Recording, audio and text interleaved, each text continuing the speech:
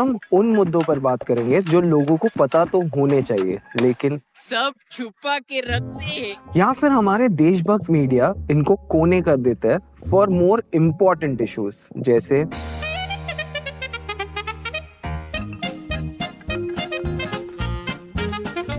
You went full retard, man. Never go full retard.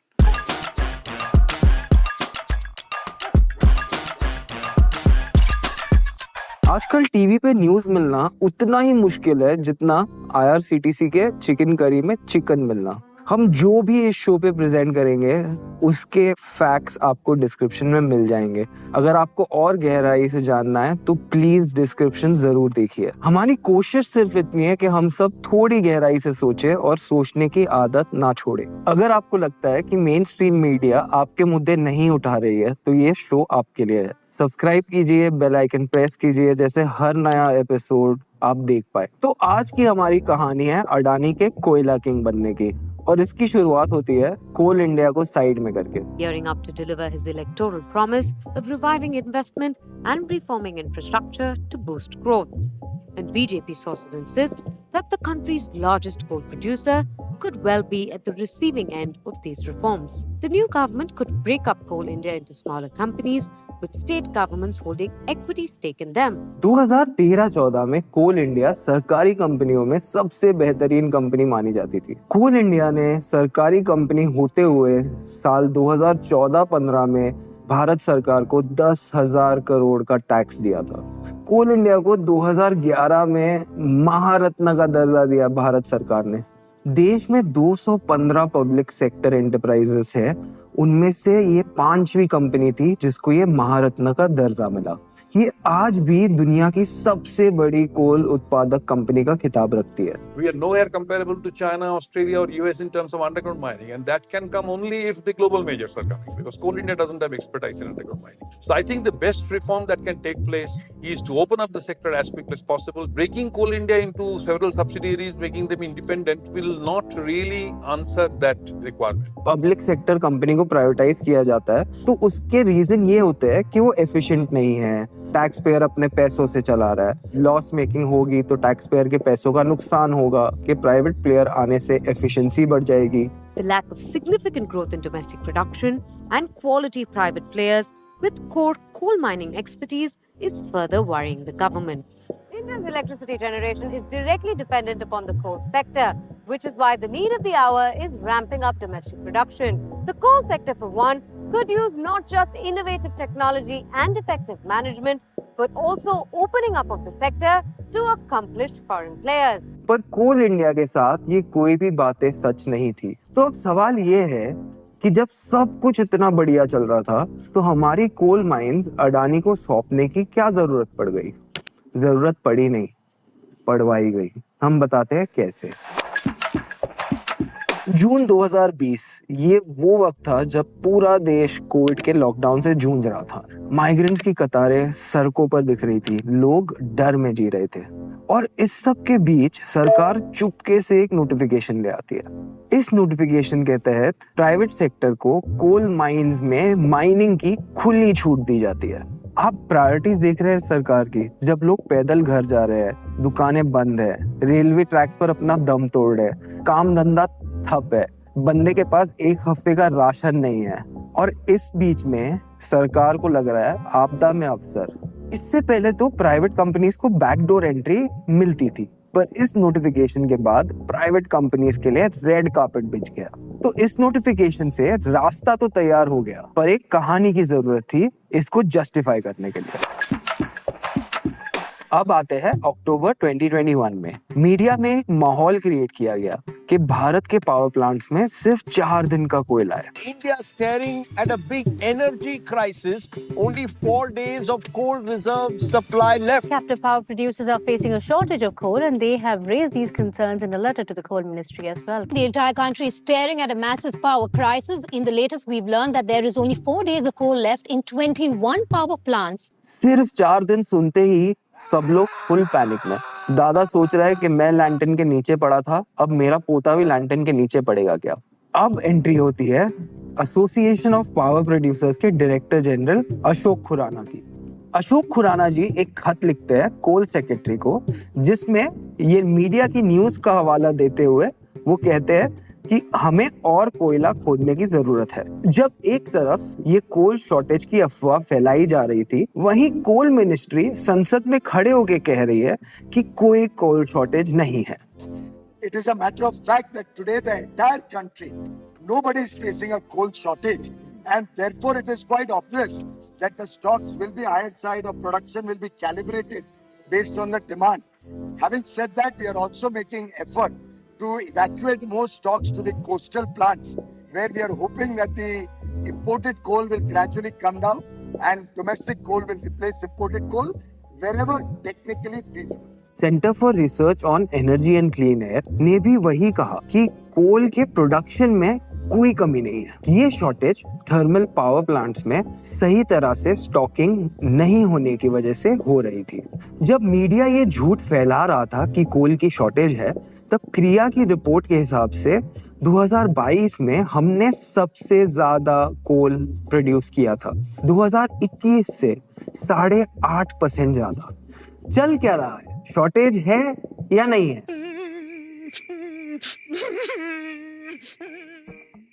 क्रिया की report ने एक और चीज हमें बताई कि जितना हमारी माइनिंग कैपेसिटी है उसका हम आधा ही इस्तेमाल कर रहे हैं। तो जो हमारे एग्जिस्टिंग माइंस है उसमें हम ज्यादा माइनिंग करके शॉर्टेज को ओवरकम कर सकते हैं। इन शॉर्ट, खुराना जी एकदम गलत थे कि हमें नई खदानें खोलने की जरूरत है। लगता है यही सरकार की स्क्रिप्ट थी। खुराना जी आते हैं, पैनिक क्रिएट करते हैं और फिर कोयला खोदो, दोस्तों में बांटो, जनता का काटो। The demand is increasing. So yesterday, the demand was about 15,000 megawatts more.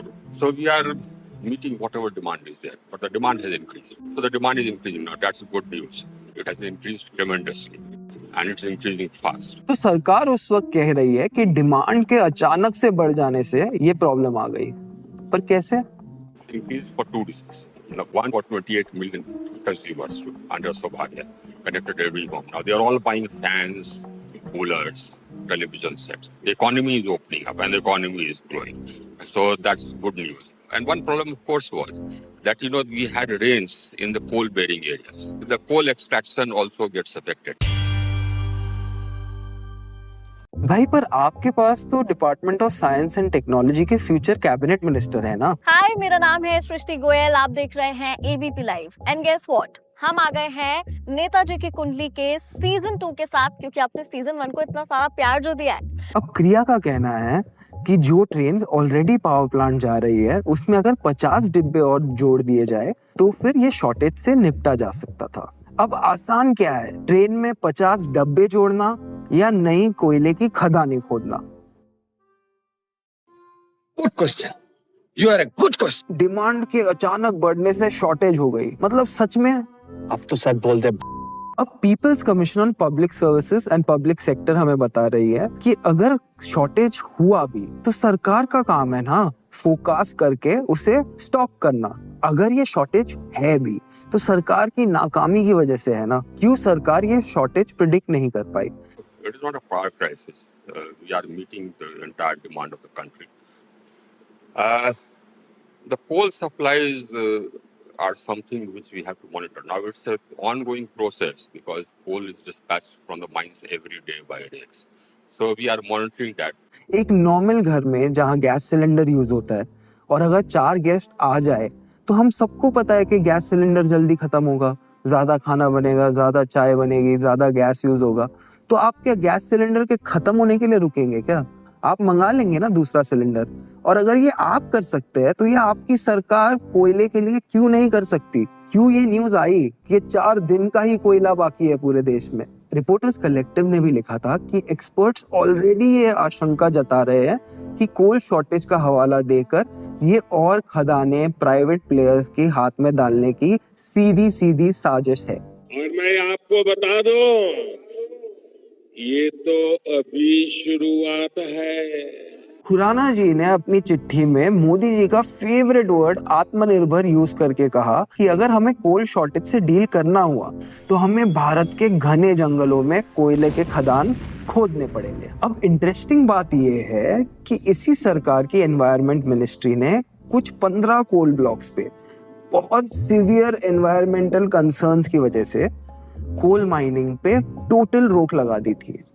तुम लोग झाड़ लगा भाई, क्या यहाँ छाना बन के खड़े सुन रहे हैं? नहीं, आप लोग सब बहुत सुना, कितना सुनेगा मेरे को नहीं मालूम है। एनवायरमेंटल मिनिस्ट्री बोल रही है हम कोयले की खदानें नहीं खोलेंगे, कोल मिनिस्ट्री बोल रही है खोल दे। एनवायरमेंटल मिनिस्ट्री बोल रही है नहीं, कोल मिनिस्ट्री बोल रही है मेधा पाटकर मत बन, खोल दे। एनवायरमेंटल मिनिस्ट्री बोल रही है नहीं। अब कोल मिनिस्ट्री अपनी एजेंसी ले आती है, central mine planning and design institute. अब central mine planning and design institute को लेके आया था एनवायरमेंटल मिनिस्ट्री के एनवायरमेंटल कंसर्न्स को ओवरटर्न करने के लिए। पर होता क्या है, CMPDI जो इनकी बनाई हुई कमेटी थी वो कोल मिनिस्ट्री को KLPD दे देती है। हम हमेशा सिर्फ सरकार की आलोचना नहीं करते। एनवायरमेंटल मिनिस्ट्री ने जो कहा है कि ये कोल ब्लॉक्स नहीं खोलने चाहिए तो वो अपना काम ठीक से कर रही है। CMPDI जब कहती है कि ये कोल ब्लॉक्स नहीं खोलने चाहिए, वो भी अपना काम ठीक से कर रहा है। Oh my God! अब कोल मिनिस्ट्री ने एनवायरमेंटल एक्सपर्ट्स को बोला भाड़ में जाइए और हम ये कोल माइन खोलेंगे। 4 ऐसे ब्लॉक की बिडिंग शुरू हो गई, उसमें से एक ब्लॉक पे बहुत लॉबिंग चल रही थी और इस ब्लॉक का सोल बिडर, इस पिक्चर के हीरो हमारे डोकला माफिया अडानी जी। एक ब्रेक लेके इस पे थोड़ा सोचते हैं। आप बोल रहे हो कि मुझको फर्क नहीं पड़ता कि कोल कहाँ से आता है और बिजली कहाँ जाती है, कोल इंडिया लाता है या अडानी लाता है, मुझको फर्क नहीं पड़ता।